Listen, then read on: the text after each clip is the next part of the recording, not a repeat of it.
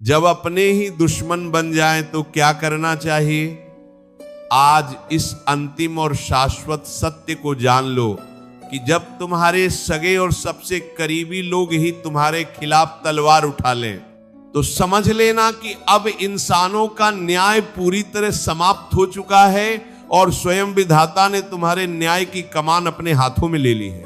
कितना गहरा और असहनीय दर्द होता है ना जब आप किसी इंसान को अपनी पूरी दुनिया मान लेते हैं, अपना सुख, अपना चैन और अपना सर्वस्व उसके कदमों में लाकर समर्पित कर देते हैं, लेकिन वही इंसान वक्त बदलने पर कपट का चोला ओढ़कर आपका सबसे बड़ा शत्रु बन जाता है। आप रात रात भर जागकर अंधेरे कमरे में सिसकते हैं, अपनी सूनी आंखों से आंसुओं को बहने देते हैं और सीने में एक ऐसा भयंकर भारीपन महसूस करते हैं जो आपकी सांसें तक रोकने लगता है। आप खुद से बार बार यही पूछते हैं कि आखिर मेरा कसूर क्या था? मैंने तो हमेशा सबके दुखों को दूर करने की कोशिश की, फिर अपनों ने ही मेरी पीठ में विश्वासघात का यह खंजर क्यों घोंपा? जब आपके अपने ही आपकी कमजोरियों का ढोल समाज के सामने पीटने लगे, आपकी मजबूरियों का सरेआम उपहास उड़ाने लगे, तो मानसिक पीड़ा इंसान को अंदर से पूरी तरह खोखला कर देती है। आप अपनों के बीच रहकर भी खुद को असुरक्षित और लाचार महसूस करते हैं, क्योंकि जिस इंसान को आपने अपने दिल के सबसे करीब रखा था वही आज आपको इस दुनिया से मिटाने पर आमादा है। पर सच तो यह है कि लोग तुम्हें तब तक ही नुकसान पहुंचा सकते हैं जब तक तुम मानसिक रूप से उनके मोह के जाल में फंसे हुए हो।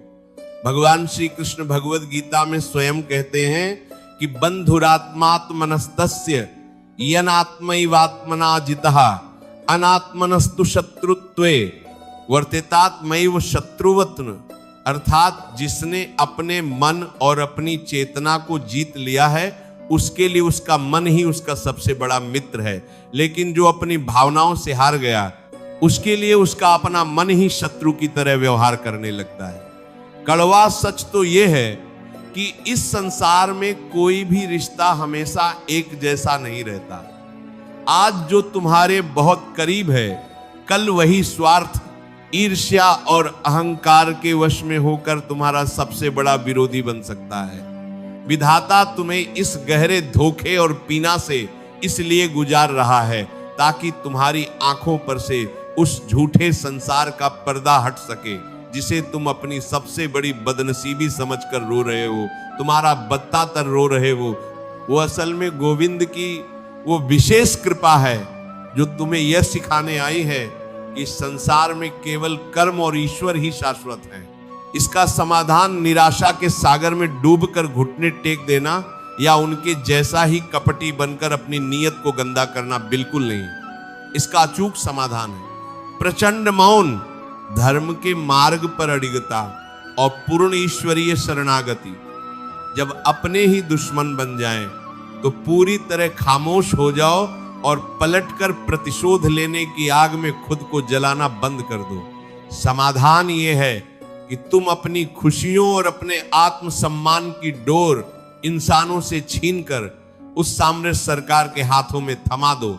अपनी सारी ऊर्जा को शिकायतों में बर्बाद करने के बजाय उसे चुपचाप अपने करियर, अपने चरित्र और अपनी आंतरिक शक्ति को मजबूत करने में लगा दो।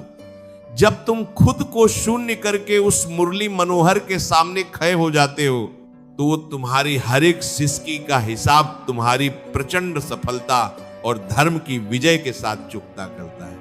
शांत हो जाओ और अपनों की शत्रुता के पीछे छिपे विधाता के दिव्य संकेतों को पहचानो। यह सत्संग तुम्हारे भीतर के उस भ्रम को जद से मिटाने आया है जो तुम्हें कमजोर बना रहा था।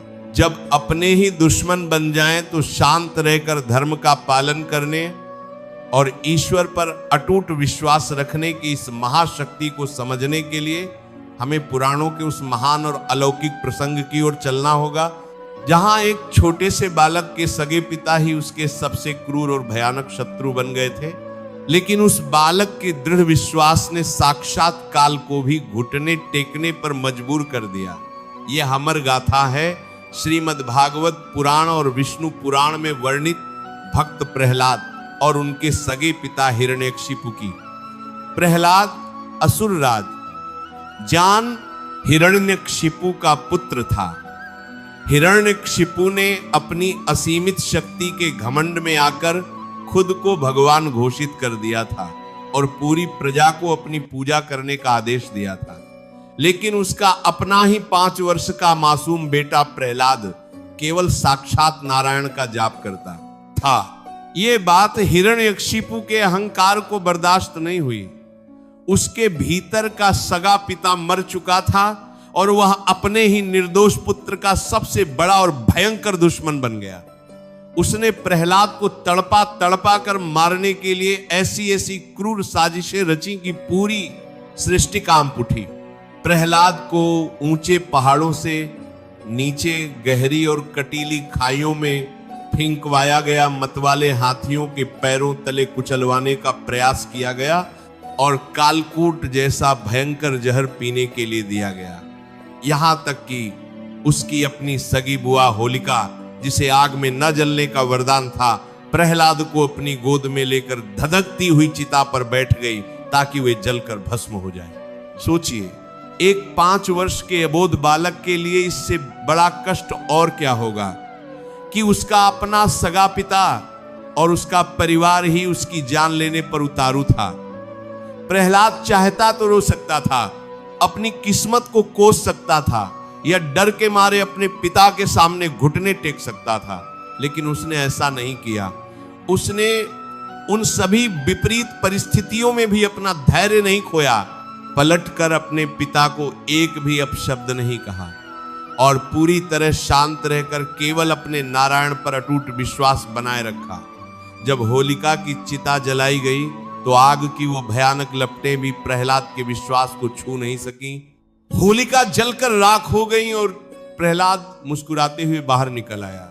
अंत में जब क्रोध से पागल होकर हिरण्यकशिपु ने अपनी तलवार खींची और लोहे के तपते हुए गर्म खंभे की ओर इशारा करके पूछा, बता कहां है तेरा भगवान, क्या इस खंभे में भी है? तब प्रहलाद ने अत्यंत शांत और सिंह जैसी गर्जना के साथ कहा, हां पिताजी, वो इस खंभे में भी हैं, वो हर पल मेरे साथ खड़े हैं। जैसे ही प्रहलाद ने पूर्ण विश्वास के साथ ये कहा, वो लोहे का खंभा भयंकर आवाज के साथ फट गया और उसमें से साक्षात भगवान नरसिंह प्रकट हो गए। भगवान ने प्रहलाद की रक्षा की और उसके शत्रु रूपी पिता का अंत करके धर्म की स्थापना की। यह पुराण की कथा हमें सिखाती है कि जब तुम्हारे अपने ही तुम्हारे दुश्मन बन जाएं तो घबराओ मत, पलटकर अधर्म का रास्ता मत चुनो। अपने भीतर के प्रहलाद को जगाओ, शांत रहो और खुद को उस परमात्मा के सुपुर्द कर दो। जब तुम धर्म के साथ खड़े होते हो तो भगवान खंभा फाक कर भी तुम्हारी रक्षा करने चले आते हैं। रिश्तों की कच्ची सच्चाई भी यही है कि यहां लोग केवल उतनी ही देर तक सगे रहते हैं जब तक उनका स्वार्थ आपसे पूरा होता है। जब आप उनके स्वार्थ के आहे आते हैं या अपनी गरिमा के लिए खड़े होते हैं तो वे अपनी असलियत दिखा देते हैं। लेकिन याद रखना, श्री कृष्ण ने कहा है कि कर्म का चक्र कभी नहीं रुकता। जिसने तुम्हारी वफादारी और तुम्हारे प्रेम का सौदा किया है, वक्त उसे तुम्हारी असल कीमत एक दिन तत्तप कर समझाएगा। तुम्हें किसी से बदला लेने की या शत्रुता करने की कोई जरूरत नहीं है, क्योंकि समय का थपेसा जब पड़ता है तो उसकी गूंज बहुत गहरी होती है। तुम बस अपना हृदय मैला मत करो। जो तुम्हें नीचा दिखा रहे हैं या तुम्हारे खिलाफ षड्यंत्र रच रहे हैं, उन्हें अपने जीवन से पूरी तरह मुक्त कर दो। उनकी यादों में खुद को गलाना बंद करो। धैर्य रखना सीखो, क्योंकि शांत मन में ही सही निर्णय लेने की क्षमता होती है। जब कोई अपना शत्रु बन जाता है तो मन में प्रतिशोध की आग जलती है, लेकिन उस आग में तुम सामने वाले को नहीं बल्कि खुद को जलाते हो। अपनी उस आग को अपनी मेहनत का ईंधन बना लो। विश्वास रखिए उस सामरे सरकार पर। वो देख रहा है कि तुमने कितनी सच्चाई से रिश्ता निभाया और बदले में तुम्हें क्या मिला। उसकी अदालत में देर हो सकती है, पर अंधेर कभी नहीं होती। वो तुम्हारे हर एक आंसू का हिसाब खुशियों के साथ चुकता करेगा। किस्मत का रोना छोड़िए और अपनी मानसिक शांति को अपनी पहचान बनाइए। जो आज तुम्हें हारा हुआ मान रहे हैं, कल वो तुम्हारी सफलता का चमत्कार देखकर हैरान रह जाएंगे। सफलता का रास्ता कभी भी भीबभाव वाले शोर से होकर नहीं गुजरता। वो तो हमेशा अकेलेपन की उसी भट्टी से होकर गुजरता है जहां प्रहलाद की तरह तुम्हें तपकर अजय बनना पड़ता है।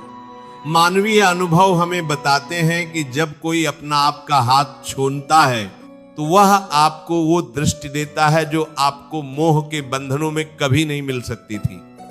आप अकेले चलना सीखते हैं और अकेले चलने वाले ही इतिहास रचते हैं। प्यार का असली मतलब किसी के सामने झुककर अपने सम्मान की भीख मांगना नहीं है। सच्चा प्रेम हमेशा गरिमा के साथ आता है। जिसे तुम्हारी कद्र नहीं, जो तुम्हारा दुश्मन बन चुका है, उसे अपनी जिंदगी से एक मीठी मुस्कुराहट के साथ मानसिक रूप से विदा कर दो। जब तुम खुद से प्यार करना शुरू करते हो, अपने करियर के प्रति पागल हो जाते हो, तब दुनिया तुम्हारे कदमों में झुकती है।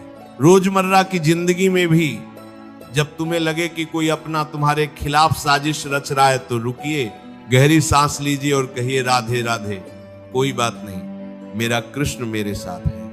ये सकारात्मक सोच ही तुम्हें उस मुकाम तक ले जाएगी जहां से फिर कभी तुम्हें पीछे मुंह कर नहीं देखना पड़ेगा। अपनी गरिमा को इतना ऊपर उठा लो कि तुम्हें किसी की बेरुखी से फर्क ही ना पड़े। तुम कमजोर नहीं हो, तुम कमजोर नहीं हो, तुम कमजोर नहीं हो।